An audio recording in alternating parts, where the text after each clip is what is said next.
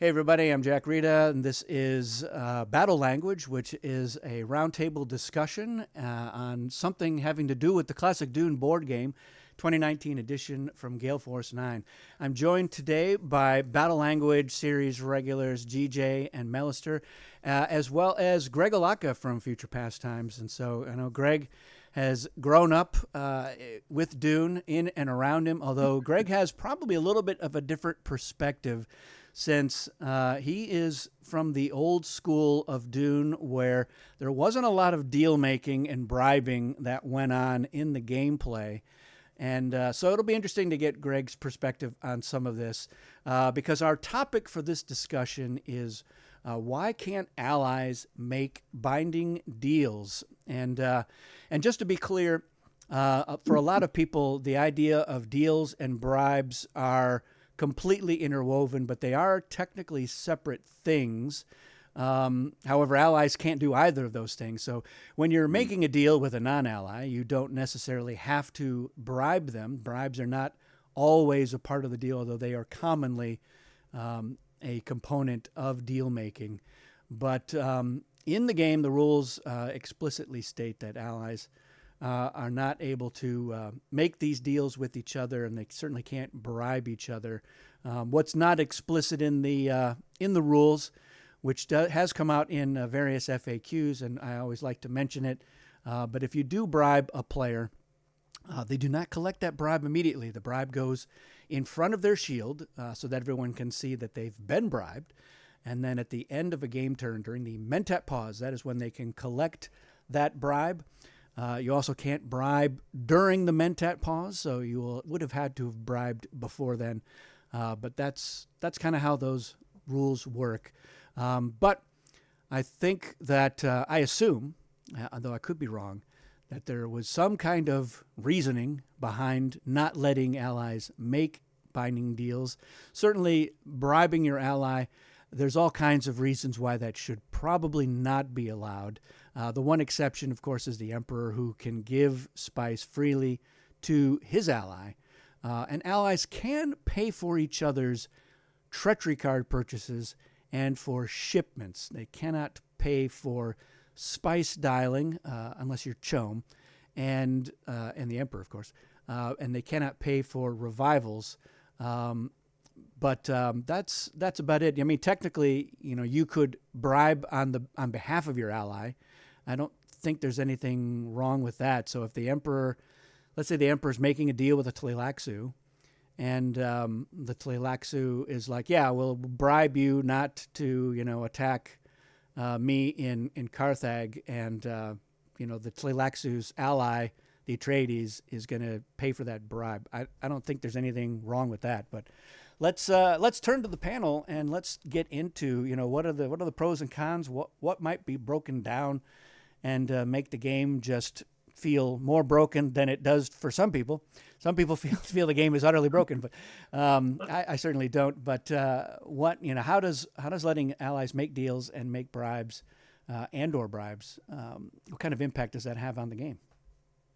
Well, one thing to note, which the thread you linked said, no rule set is perfect. They all have downsides and upsides. And I think this is an upside to have this rule because, when you ally, uh, you break all other deals, which is kind of also implied. So you can't make a deal that says we are going to be allies forever because, you can't make deals with your ally. So if a sand trap comes up or something really bad happens, there's always the option of betrayal, and I love the betrayal option.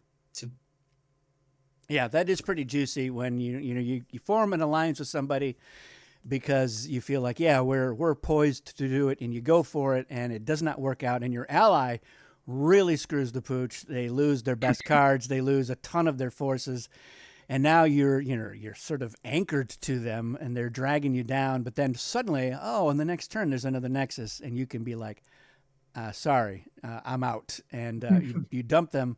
You dump them like a hot potato, and you try to form up with somebody who is better positioned to help you get that win. And it's very thematic. It's very Dune, and I think it's a feature, certainly not a bug.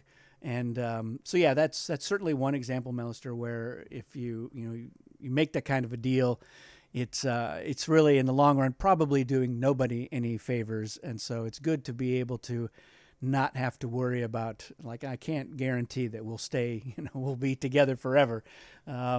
That stuff happens, and you may want to yeah, get out of that relationship. I also have to mention that Emperor's Alliance ability is like basically what if allies could make deals and trade spies between them. So allowing that would basically step on Emperor's toes, which on one side I don't mind, the Emperor is strong enough as is, but at the same time it would make half of the Alliance ability pointless. But even without the Emperor, I personally also really like the I can trust everyone at the table but the closest person at the table. I I can trust my ally only up to a certain point. And the alliance is only of convenience. Neither of you really want to be in an alliance because winning solo is easier, generally Yeah. speaking. Well, at least for the amount of strongholds you have to control and everything. You do get really nice benefits, but at the same time you can easily get backstabbed and just exploited. I think we mentioned during the Emperor Battle Language episode that it's really easy to just force the Emperor to buy you all the cards, give you all the spice you need, just set you up, and then just dump them because you don't need him anymore. And that's something people hate, but I find it really interesting and amusing the amount of depth it adds. Just can I really trust you? Can I really do I actually want to you help my ally? I've seen plenty of BGs deny voice to the ally just because they didn't really benefit from it. And note, I've also seen plenty of emperors just say, "Why don't you ship all your forces into that one stronghold? Right? I'll pay for it. And then I'll no, pay." And then and, and, you know, and then no, but because like the alliances are not supposed to be like permanent things that make both of you like marriages. They're supposed to be. I need help this turn. You need help this turn. Let's not hate each other too much. But that's about it. It's not like formal. It's not beautiful. It's not pretty. It's purely of convenience and nothing else. So making deals that are binding kind of removes that entire magic layer that is an alliance. Having strictly formal contracts, effectively, yeah. even when you kind of don't want to, I think removes part of the magic and charm. Rules My wise, I don't advice, think it would break much, but I still would rather not have it. my advice in any situation: never make a deal without an out.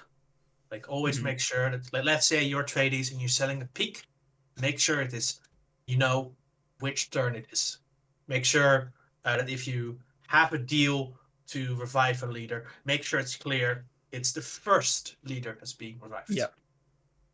Because be very the clear. thing, be very clear, because any deal without a up out or like a timer will come back to bite one of you in the ass.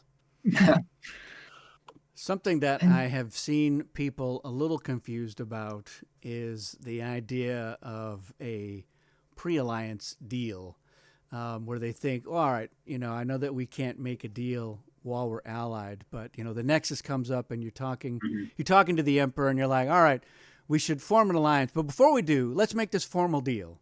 Where like the Emperor is like, you promise not to break the alliance until at least three nexuses from now. Um, and what's the legality of that in terms of gameplay? Can a And who's player? keeping track? That sounds really fussy, and I'm gonna have to remember. Oh, three nexus from now. Oh, did you break? I don't remember. What did we decide? What did we say 30 minutes ago? I'm gonna keep track of that. That's always my thing. Yeah, what do you guys say to a rules lawyery player who wants to say, like, well, when we made that deal, um, that we weren't allied, and what's I, wrong with that deal? I well, play that if you enter an alliance, you break any present Yeah, deals between you two. I think I, that's I I've had a person, I've been the person said, sure, but you have to get a third party to agree to that deal too. Uh, Oh, so I make the deal with the third person makes the deal with my ally. That's Nobody has extremely ever taken up that offer. I just said yeah. sure, and then because that third party said sure, pay me a spice, and then suddenly it's not worth a spice. Yeah. Yeah. I find it's extremely convoluted for kind of gaming the system, and at that point, it's not fun for me. Maybe some people find it enjoyable, not I. But I like the uncertainty in this game. I like trusting my fiercest enemy that I'm just going to fight over and over for the next 7 turns, but not trusting the one that is paying for my troops, Yeah. which I find very amusing. Well, there's a fine line, I think, for a lot of people and a lot of players, where my basic approach is if you are looking to exploit some kind of edge case, weird technicality that feels like it's a loophole, it probably is a loophole, and it probably is falling outside of what the design intent is for the game. But a lot of players, they're always looking for, well, the rules as written say this, and this situation came up, and it's a very unusual situation, but I can't see anything that necessarily contradicts the rules, so I feel like I can get away with this and do it. And that's just the way that they approach games, is they're looking for Right. ways to exploit something in order to gain an advantage. And in some ways it does feel thematic, and it feels like it's part of Dune if you are doing that. It does seem like something that the houses of the Landsraad would occasionally try to do, to be like, well, the Great Convention says this, and technically I'm not violating that by doing this. Or, I'm just like, Paul, I didn't use atomics on people. I used it on a feature of the landscape. So I haven't violated that. And so where do you draw the line with that sort of thing? And I think the deals and the bribes, it's one of those areas where I think people do try to find those exploits, and they're looking for those loopholes that they can get away with. And it does invite a lot of discussion in places like Board Game Geek or on the Discord. Like, can we do this? Is this allowed? What's the deal here? And you'll have people say, well, according to this version of the FAQ, you can do this, but this other version of the FAQ maybe contradicts it. And I think it is further exacerbated by the fact, of course, that Greg's dad and Bill Eberly and Jack Kittredge designed one version of Dune, and the people at Avalon Hill that I suspect had tried to design a Dune game and couldn't really pull it together were like, we've got these other things that we think enhance the They future shoehorned the pastimes features they design. came up with right back into it. They said, we'll make you pay for spice in advanced combat. Yeah, so I mean, it's a mixed bag. I mean, I like a lot of the things that Avalon Hill did add in, and I think most players do. But there's definitely dividing lines, and advanced combat is at the very top of that list. It's very divisive for people, and the idea of deals and bribes does feel a lot more Avalon Hill, because it was definitely not part of the original Future Pastimes design. And on the many games that Greg and I have played with Jack and Peter and Bill, there was virtually no deal making and certainly no bribing that went on. And every time I would be like, hey Jack Kittredge, I'll pay you 3 spice to throw this battle in Siege Tabor. And he's like, what the hell are you talking about? He's like, what? He's like, that can't be legal. How can you do that? But there's people who've been playing the game for 40 years that are like, that's absolutely how you play the game. You have to make those deals. You got to say, yeah, I'll send one force in and I'll throw the battle just so we can block Harkonnen from getting in there. And that's just not the way the original Future Pastimes guys have ever played it, and they still don't play it that way. They're just, I know that Bill warms up a little bit more to it. He's like, all right. I think Bill, of the 3 of them, I believe that Bill is certainly the most amenable to the adaptations that have happened over the years, and he certainly enjoys talking to all you guys who've been playing it. Who are now, all of you are probably like far younger than me at this point, and I grew up with it, but they don't come hang out on the Board Game Geek forums, and they don't really keep up on all of the evolutions that have happened. I mean, they're certainly really happy that it's been back in print again and is having a whole other second life after it disappeared into the licensing abyss of all Dune properties for so many years. But my feeling on the whole players pretending to be lawyers in the game that's fine. As long as everybody else is amenable to it. I could see problems arising where we're waiting for Stewie Gamer to go through and I swear I'm going to find this loophole and declare it to be valid.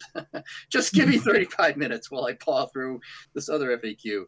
That could be a problem for other players who are just not in that same wavelength. I mean, as long as everybody else feels that way, that's great. But you're gonna make a drag for other people if it's almost like you have to decide up front. We're either playing this set of house rules which says we're gonna go look for loopholes, or we're not. We're playing it straight up, and maybe we can address some of that in the new Kwisatz Haderach version. Yeah, I mean, I think it's worth looking at for sure. I know that a lot of people want a more detailed and comprehensive rule book, and I think it should go into that a lot more. Mm-hmm.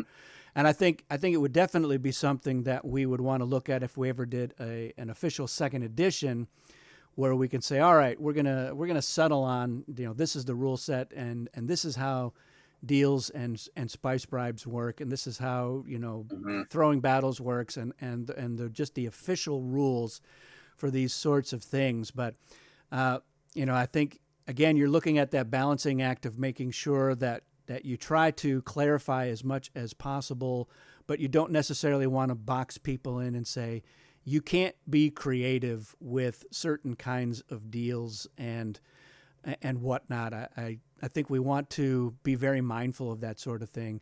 The idea, I remember the first time that I was in a game and somebody who was playing Atreides was offering peeks at the cards for spice. And mm-hmm. That had never occurred to me. We'd never done that before.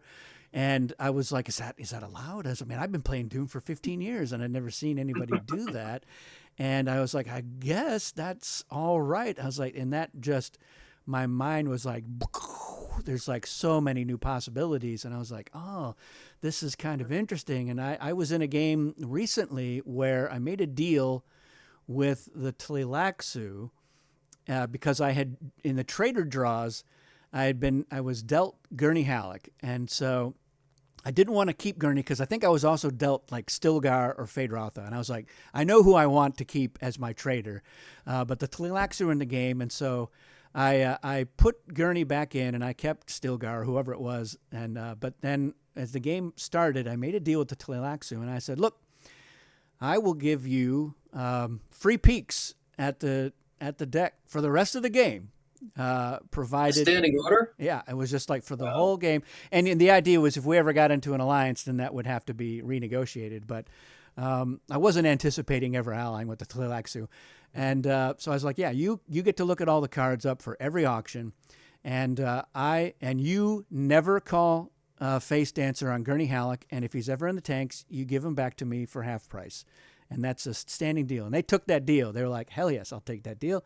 That information was really useful to them, or at least in their mind.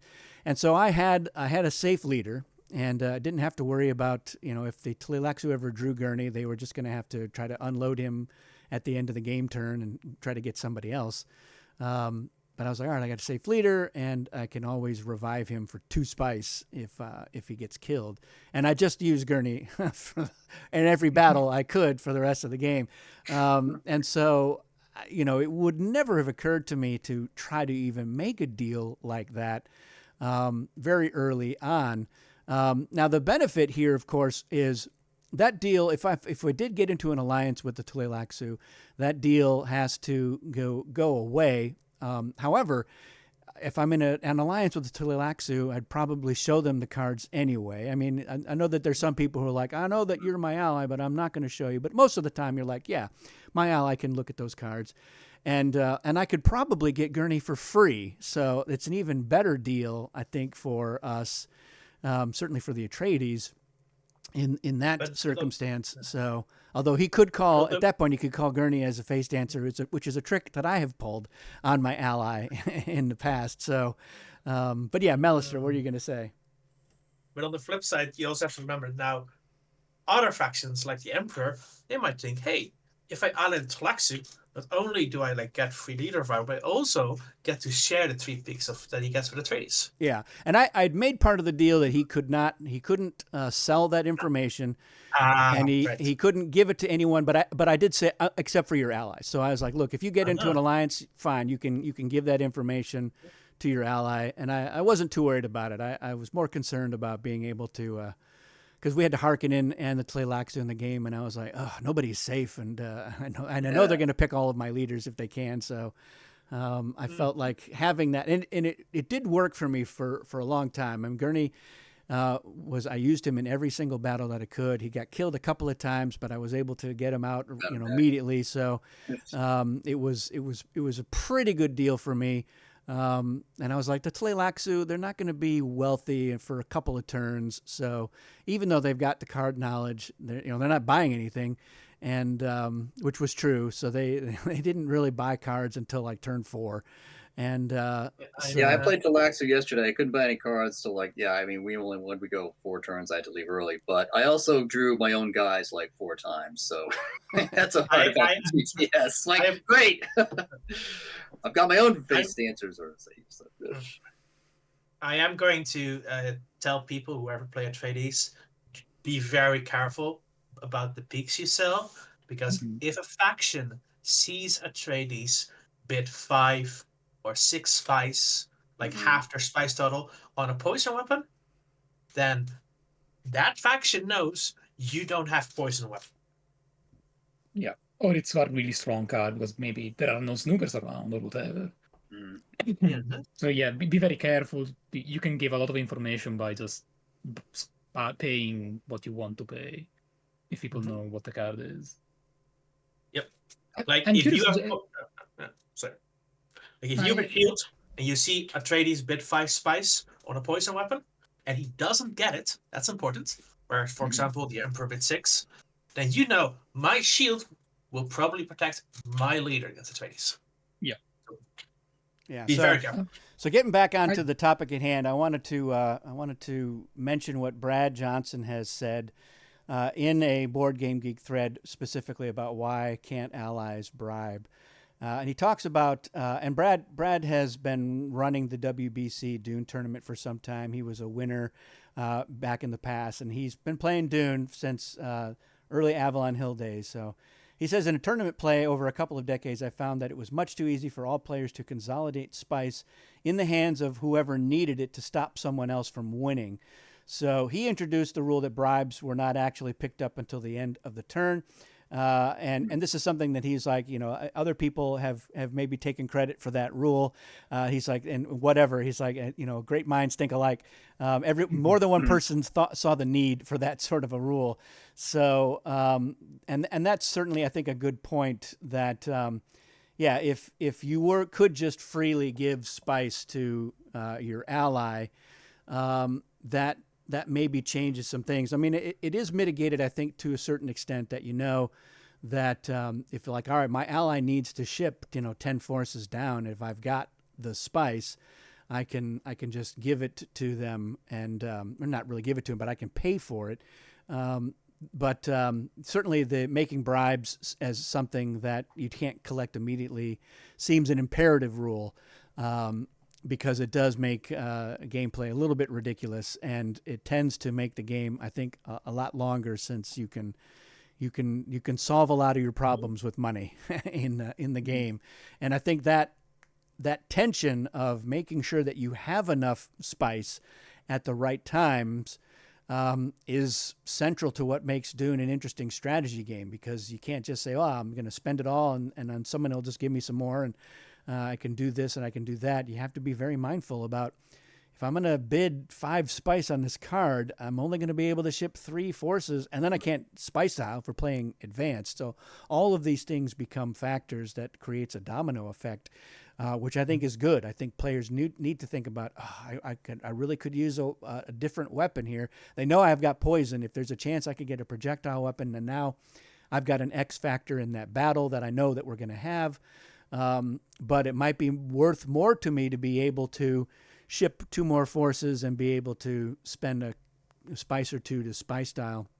And I know that my allies in the same thing. So What are the upper limits on bribing? Is there some? I've never really used it all that much or played with it, but I mean, people say you can't bribe anybody more than like 5, so it can't become this like a cheap Yeah, I mean, economic you can redistribution system. bribe them as much as you have, but they don't get it until the next turn. They can't use it till the next turn. So if you're able to, project ahead and do more of the long con or long term planning, you can maybe leverage bribery that way. But Dune is often more of a we have to deal with this turn right now because look at where the storm is. Look at who's going to be going last in turn order. They're already in 2 strongholds. We've got to be able to block. We're not going to be able to block them everywhere.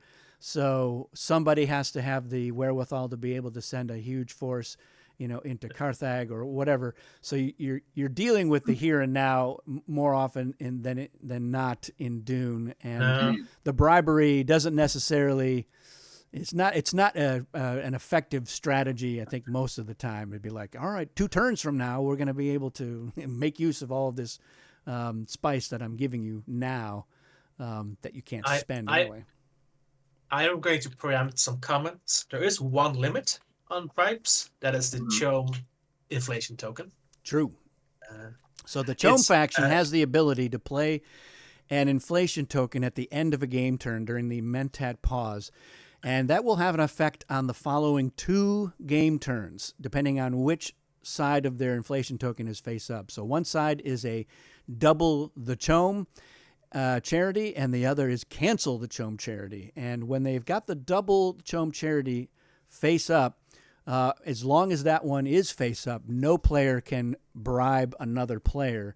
And that is to just avoid a lot of Chome fraud, because if you give somebody, if you say, oh, great, Chome's going to be doubled next turn, let me just bribe you all of my spice and I'll get 4 spice, which is coming out of Chome's pocket.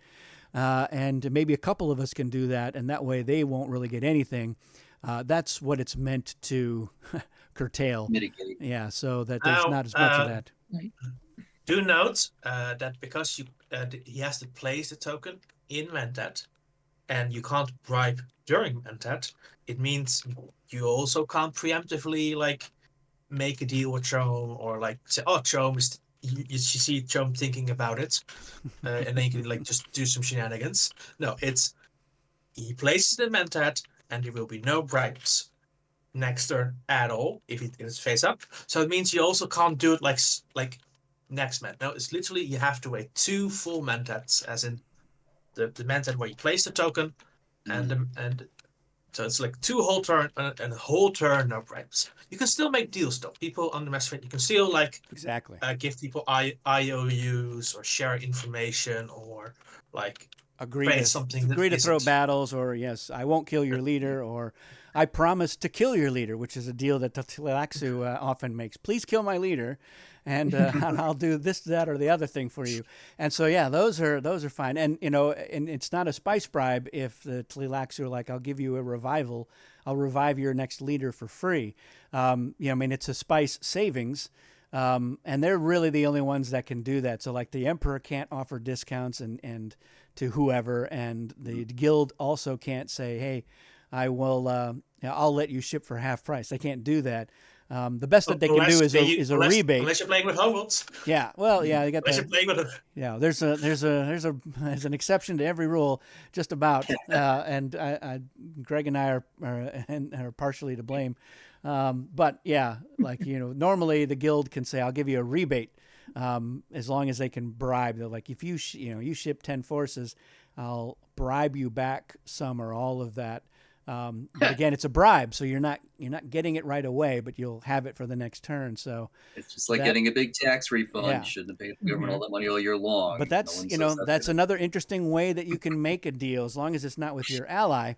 And as guild, I've done that as well, just to encourage people to go in there and do the dirty work. I'll say, you go fight Atreides here, ship in, 10 forces, and I'll bribe you 12 spice. You're actually getting it all back, plus a couple of spice to buy another revival, since you're probably going to lose a lot of those forces in that battle. So, or maybe, if you're going early, you scared Atreides out of that stronghold altogether.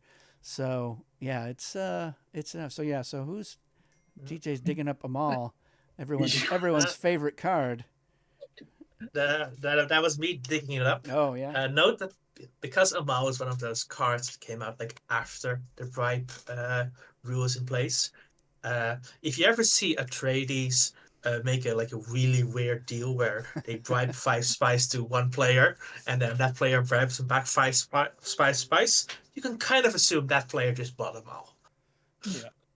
Yeah, I and just want to- that is a kind of a legally loopholey thing that players have stumbled onto. They're like, oh, if I know that everyone's going to be losing half of their spice, maybe I want to get some of my spice out of circulation so that it's not going to immediately be effective. I think probably if I were going to rewrite them all, I would probably have that affect bribes as well. So if you've got 4 spice in front of your shield, well, guess what? 2 of that spice just got eaten up because it's fake spice. That's not valuable. And I think it solves one problem, maybe creates another one, but I think I can live with it. So look for Dune 2nd edition. Maul will be even more harsh. Amal 2.0. Yeah. Mm-hmm. So, but I yeah, want to- I like that. And part of that, it's what's fun is, you come out with an expansion, you design something. And even despite all of the playtesting that you do, and we try to do a lot of playtesting because we're looking for every crazy edge case that we can, but we still don't ever find them all. So, but afterwards, when the expansion comes out and now you've got thousands more people playing it and you learn a couple of things and you're like, well, we definitely should have worded this way or that way. It's very educational and it does make us want to revisit some of these things. So like Greg says in the Kwisatz Haderach edition, we don't know currently at this, as the day of this recording, we don't really know what all is going to be in that edition of Dune. Gale Force 9 is they're being very secretive, and maybe they don't know either. So that's kind of the fun. Is that they're like, well, we're gonna start thinking about what's actually in it. So stuff like that is in there, and if you've got like a rules question or your requests for it, certainly get public with that. We want to know what sorts of things people. What we ought to do is see. we ought to actually we should start a Kwisatz Haderach forum if there isn't a one already in Board Game Geek, or make it an official FP operated one. And this is where you collect get your requests in now. What do you want to see? And then we can. I mean, there are definitely people talking about it on Board Game Geek, on GameFound. There's a lot of wish requests on there. I'm sure Reddit has got some, probably the various Dune Discords. People are like, I hope they do this. And, rule book, of course, is at the top of everyone's list. Fix the rule book. And then number 2 is fix the Bene Gesserit. And so, I don't know how much is going to be fixed. But yeah, it's good to know. And certainly even like Greg and I have our wish list about, I'd love to see this and I'd love to see that. Mine's probably 10 times longer than Greg's, but yeah, you're way more involved. Is there my problem is, complexity? I'm probably the lone voice in the wilderness on this, but I reach a point where it gets so complex that I really have trouble focusing on how I could make a good strategic decision here. And that at that point it becomes less enjoyable for me. I'm definitely going to be one who's going to enjoy playing a much more simplified, basic game. I enjoy all the new factions just as a concept for what they can do, because they found, I believe, Jack's come up with, I think, most of them, and I think Bill did a lot of work on Talaxu Ixion, I believe. Yeah.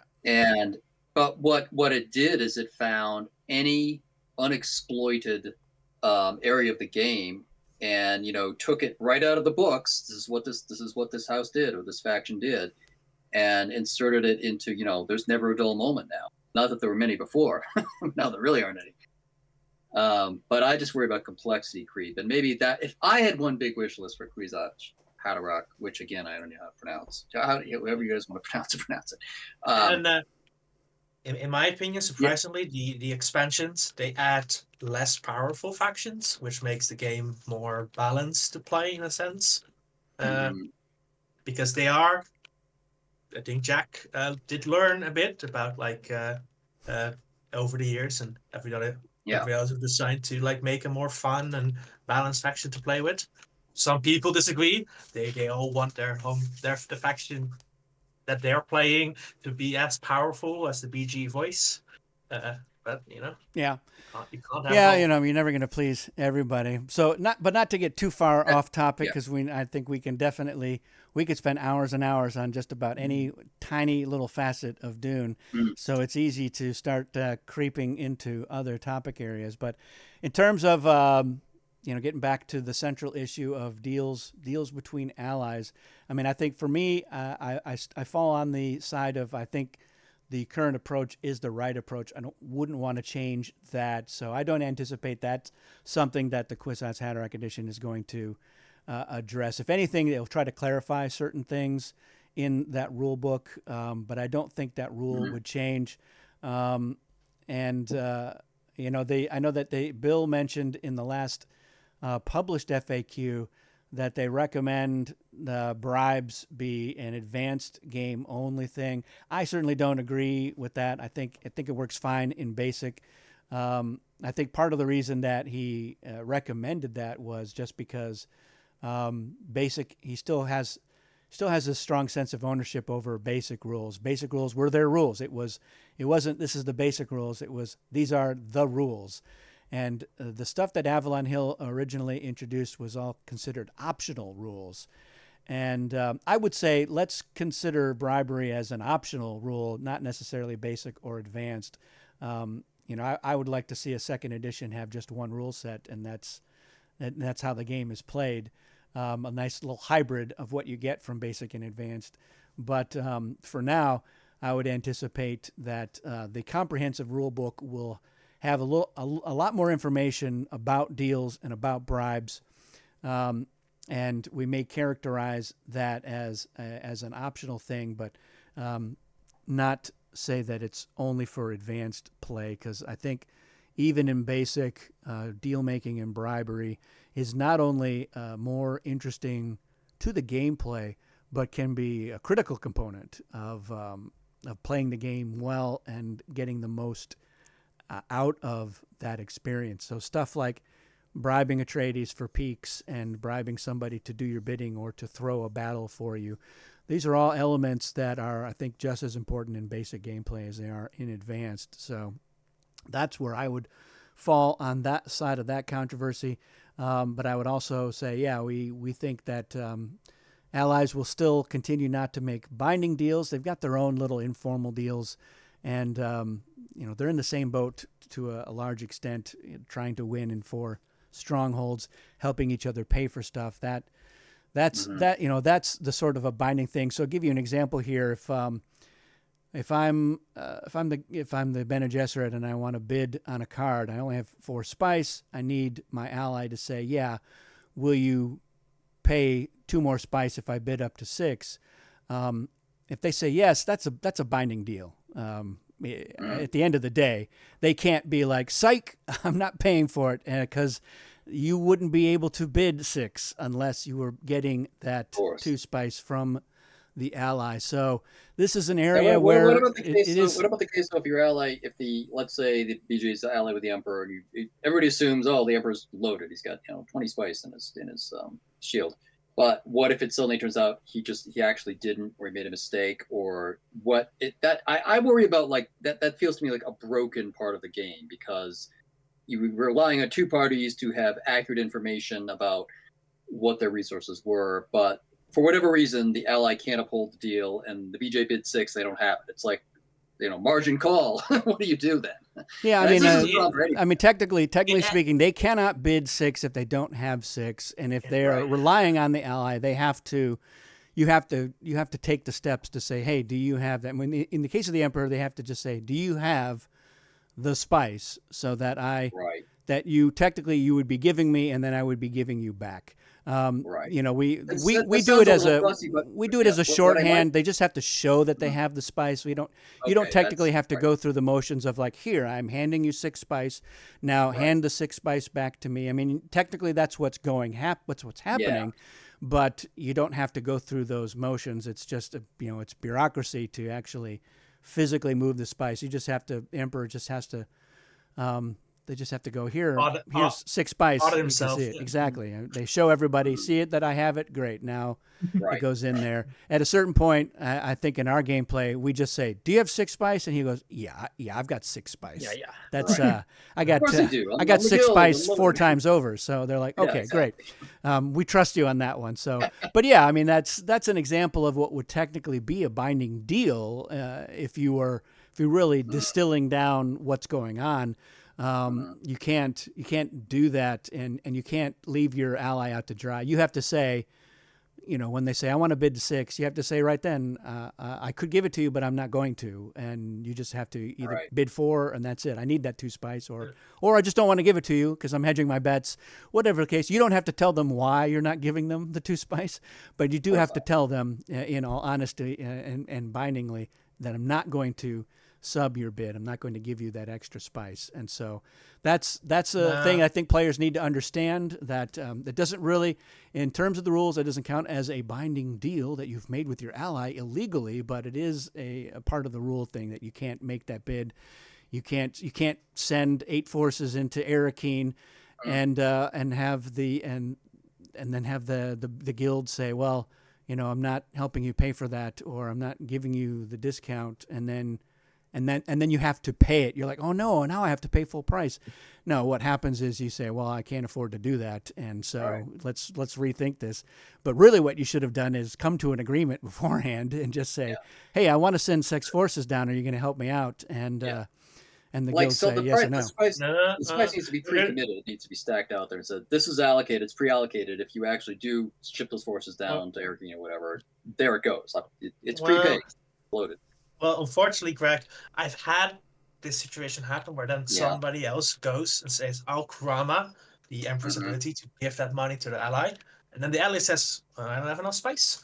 And then you have to make up a rule then and then about what happens if you make an illegal bid. I know it sucks. Yeah, exactly. Right. That's right. There's the case that I was worried about. Yeah, I mean, for us, it's there's never a circumstance in the game where you are forced to do something in that example. So for instance, if the Fremen they're making their move and they're like, great, we're going from False Wall into Habanya, and you say, I'm playing to Kurama so that you only have 1 territory movement. For us, when we play, it's not like, oh, now the Fremen are trapped in Habanya Ridge Flat. They can't, that's where they have to move the 1 territory, but they don't get to move 2. We say this just means you're taking that back and you're reconsidering your entire move, and we use that same application for as many other circumstances. So if you are saying, yeah, I'm going to put sending 6 forces into Arakeen, and then you're Kuramaing the half price shipment, they get to reconsider the whole thing. They'd be like, all right, well, wherever we don't even have to go into that territory. We can reconsider everything, but now we're dealing with the fact that we have to pay full price, whatever it is that we do. I know that not everybody plays that way, but that's how we play it, because again, part of it is because we fall into a shorthand for expediency's sake and habit. Right. Whereas if you wanted to be very strict about that, you'd have to go through all these really ridiculous things where we say, okay, our intention is to do this, and I've got my poised to pay, and will anyone Kurama this action before I even proceed? You need a branching decision flow chart. Then it just gets into a little bit of an absurd thing where, like, well, technically I'm waiting for this and that, and like, you know what? No, there's a little bit of a retroactive effect here. We can rethink what we're doing, knowing that we're kaput. It's why you get to hear the voice before you play the Kurama. And it's not this, all right, I am now about to use the voice. Will anyone Kurama me before I do that? Or I'm about to use prescience to ask a particular part of the battle plan. Will you Kurama me before I do this? Or are we going to allow you to hear the question before we say, I'm going to play the Kurama and say, you don't get to know what that is. And I think that's a better way to play it than to have to go through this thing where you're like, oh, you asked the prescience before I had a chance to play the Kurama, and be like, ugh, this becomes absurd at a certain point. And of course, sometimes people make mistakes. Like in the example of the Fremen, they might have a huge stack in a fodder sink. They might move it to Kartak, and if they like forgot to ship, that sometimes happens where people like move first then ship, which is normally not a problem. But Yeah, because always remember to ship. because they could ship into Yeah, Haga first. Basin, and then if you are going to Karama their movement, they can be like, well, I'm in Haga Basin, so I can still get into Carthag. So, yeah, I mean, you definitely should be playing the game correctly. You should ship before you move. But even in those circumstances, I would probably, if the whole table had failed to say, hey, wait a minute, before you do that, do your shipment action, then I'd be like, look, that was on us too. So let's back this up a little bit. Where do you want to ship? And you'd be like, all right, I'm shipping into Haga Basin because, I mean, because there wasn't any particular reason not to. If they've got the forces there, they're like, great, I can do that. So I would be all right with it, and maybe now I don't have to play the Karama. So I can say, all right, you've shipped into Haga Basin. Do I even want to bother with that since you can go from either way? So maybe I'll save this for something else. And I think I would allow that too. So I was like, you don't have to play the Karama because technically the Fremen went out of sequence.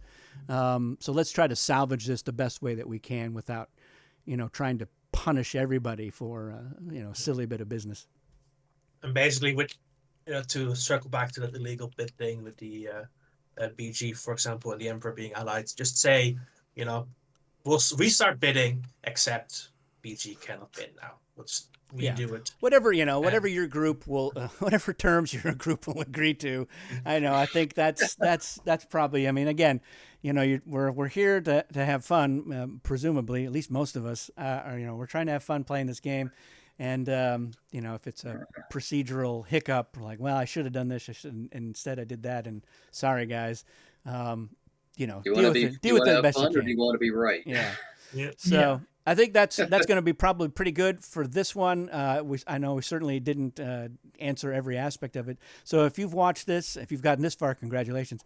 But if you've got comments or further questions about the details surrounding whether or why allies are not allowed to make binding deals and to bribe each other. If you have other insights or things that you want us to answer, get into, let us know in the comments. And if there's other topics that you would like to see the Battle Language Roundtable address, let us know. Otherwise, we're just going to decide what we want to talk about anyway. So that's how it works. So thanks to all of my guests, and thank you for watching. We'll see you again soon.